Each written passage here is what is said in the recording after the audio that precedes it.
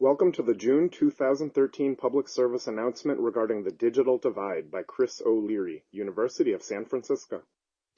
This presentation was created to help you understand the topic of the digital divide and several specific topics also associated with the digital divide, including mobile, women in technology, and closure of the digital divide gap.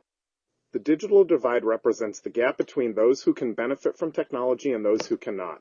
Lack of access to technology may be due to a lack of money or knowledge, or a lack of an adequate physical infrastructure in the area that the person lives, which would provide a broadband internet connection.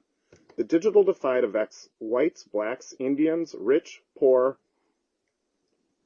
old, young, and those with or without special needs. In short, the digital divide can affect anybody.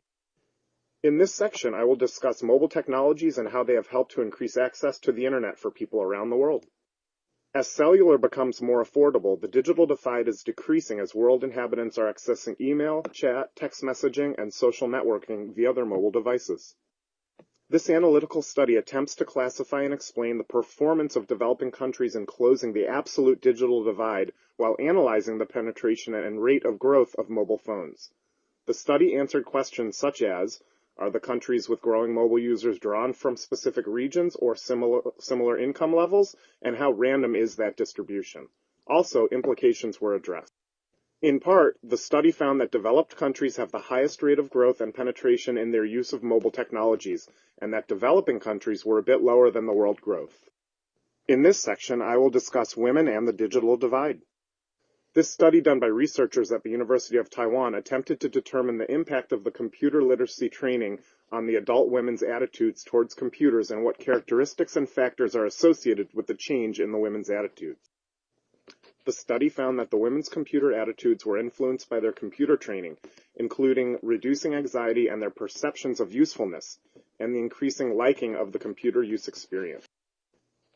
In this section, I will discuss mobile technologies and how they have helped to increase access to the internet. As industry becomes more and more involved in helping to provide internet access to poorer communities, generous donations such as funding and grant money have been provided by these industries. Click on the TV to watch the video. Of the 20% of Americans not using the internet, over half cite lack of interest, lack of a computer, and cost as the primary barriers to accessing the internet. Closing the digital gap is important because it helps us as a world society to achieve economic equality, social mobility, democracy, and economic growth.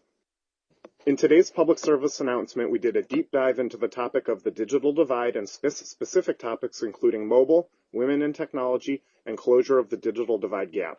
The website Internet World Stats offers the following statement, which I found to be very important. Broadly speaking, the difference is not necessarily determined by access to the internet, but by access to ICT, information and communication technologies, and to media that the different segments of society can use. With regards to the internet, the access is only one aspect. Other factors such as the quality of connection and related services should be considered.